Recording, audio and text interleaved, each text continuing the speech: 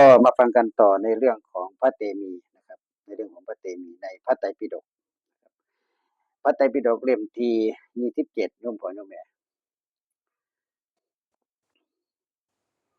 ในข้อต่อไปคือข้อ425นะครับดูก่อนพาลูกหลักดิฉันบ่ดื่มน้ำจันทร์บ่โปรดปรานน้ำจันทร์ใจของดิฉันนี่ยินดีในสัจจะในธรรมและในทานว่าซั่นยินดีในธรรมและในทานขอถวายพระพร พาหนะมีม้าเป็นต้นของมหาบพิตรที่เขาเทียมแล้วบ่มีโลกบ่ว่าซั่น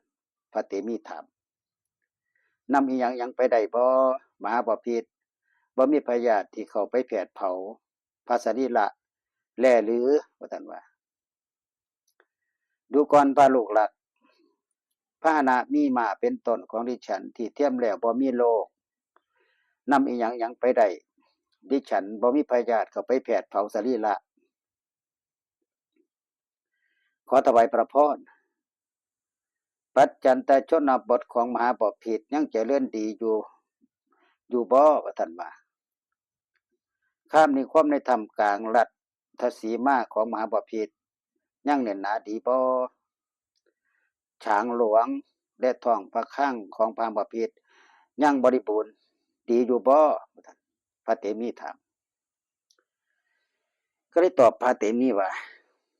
ดูก่อนพระลูกหลักปัจจันตชนบทของดิฉันเจริญดีอยู่ข้ามนิคมในธรรมกลางรัฐสีมาของดิฉันยังแน่นหนาดีอยู่ช้างหลวงและท้องพระคลังของดิฉันทั้งหมดยังบริบูรณ์ดีพระเตมีก็เลยว่าขอถวายพระพรมหาบพิตรเสด็จมาดีแล้วมหาบพิตรเสด็จบ่หลายขอราชบุรุษทั้งหลายจงจัดตั้งบัลลังก์ถวายให้พระราชาประทับเถิดขอเชิญประทับนั่งณที่เครื่องลาดใบใหม่ที่เขาปูลาดไว้ถวายมหาบพิตรณที่นี้จงทรงตักน้ำจากภาชนะที่ล่างพระบาทของมหาบพิตรเถิดขอถวายพระพรใบหมากเมาของอาตมาภาพนี้เป็นของสุกคือหนึ่งแล้วบ่มีรสเค็มมหาบพิตรผู้เป็นแขกของอาตมาภาพเสด็จมาถึงแล้วเชิญเสวยเถิดขอถวายพระพรดิฉันบ่บริโภคใบหมากเมา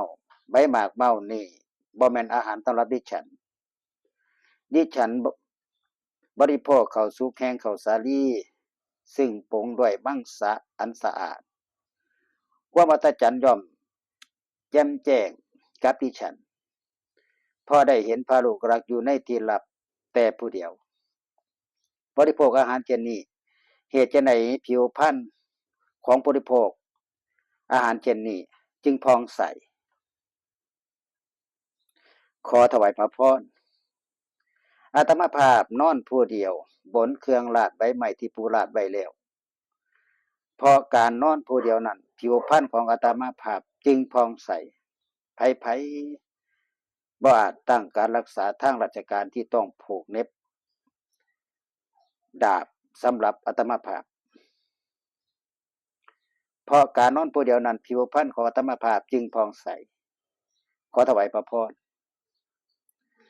อาตมาภาพบ่เศร้าโศกถึงอารมณ์ที่ล่วงไปแล้วบ่ปรารถนาอารมณ์ที่ยังบ่มาถึงยังอัตยังอัตภาพให้เป็นไปด้วยสิ่งที่เกิดขึ้นเฉพาะหน้าเพราะเหตุนั้นผิวพรรณของอาตมาภาพจึงผ่องใสคนพาลทั้งหลายย่อมเหือดแห้งเพราะปรารถนาอารมณ์ที่ยังบ่มาถึงเพราะเศร้าโศกถึงอารมณ์ที่ลงไปแล้วเปรียบคือไม้อ้ออันเขียวสดถูกถอนขึ้นทิ้งไว้ที่แดดฉะนั้นผลลาภของโลกดูก่อนพระลูกหลักดิฉันขอมอบกองพ้นสร้างกองพ้นมากองพ้นรถกองพ้นลาภ กองโลกและพระราชนิเวศอันเป็นสถานที่รื่นรมแก่พระลูกหลักดิฉันขอมอบนางสนมกำนันผู้ประดับด้วยเครื่องอลังการทุกอย่างขอพระลูกหลักจงปกครองนางสนมกำนันเหล่านั้นจงเป็นพระราชาของดิฉันทั้งหลายหญิง4 คนเป็นผู้ฉลาดในการฟ้อนรำและการขับร้อง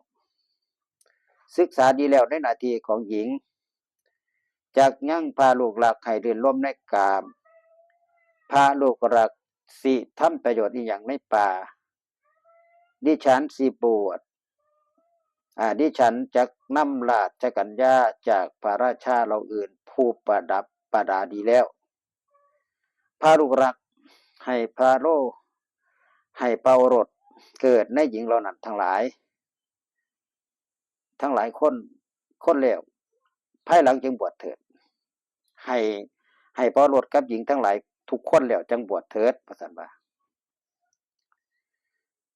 พาลูกเจ้ายังทรงพระเยาว์หนุ่มแน่นตั้งอยู่ในปฐมวัย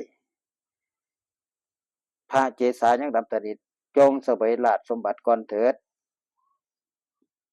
พาลูกหลักเจ้าจงทรงพระเจริญ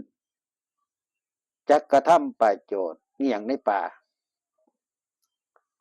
ขอถวายพระพรคนหนุ่มควรประพฤติพรหมจรรย์ผู้ประพฤติพรหมจรรย์ควรสิเป็นคนหนุ่มเพราะว่าการบวชของคนหนุ่มท่านผู้แสวงหาคุณธรรมมีพระพุทธเจ้าเป็นต้นสรรเสริญคนหนุ่มควรประพฤติพรหมจรรย์ผู้ประพฤติพรหมจรรย์ควรสิเป็นคนหนุ่มอาตมาภาพสิประพฤติพรหมจรรย์อาตมาภาพบ่ต้องการด้วยราชสมบัติอาตมาเห็นเด็กไส้ของท่านทั้งหลายผู้เอิ้นมารดาบิดาซึ่งเป็นบุตรที่รักอันใดมาด้วยยากยิ่งนัก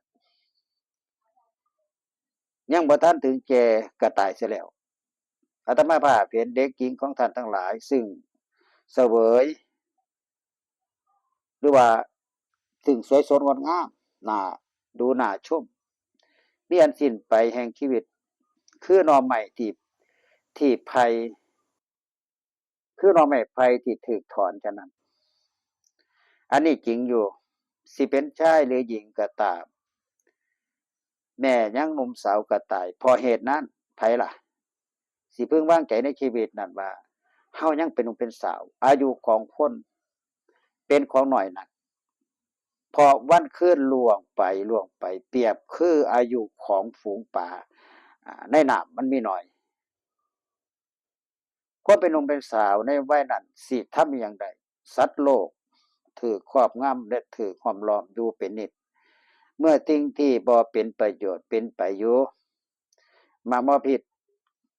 สิอภิเษกอาตมาภาพในราชสมบัติเฮ็ดหยังสัตว์โลกอันนี้หยังครอบงำไว้และอันนี้หยังห้อมล้อมไว้อีหยังชื่อว่าสิ่งบ่เป็นประโยชน์เป็นไปอยู่ดิฉันถามแล้วขอพระลูกหลักจงบอกข้อนั้นแก่ดิฉัน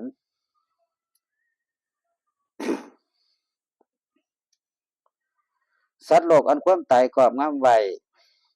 อันความแก่ห้อมล้อมไว้วันคืนชื่อว่าสิ่งบ่เป็นประโยชน์เป็นไปมหาบพิตรจงทรงทราบอย่างนี้ขอถวายพระพรอย่าลืมติดตามโยมกับฟังคลิปต่อไปเนาะ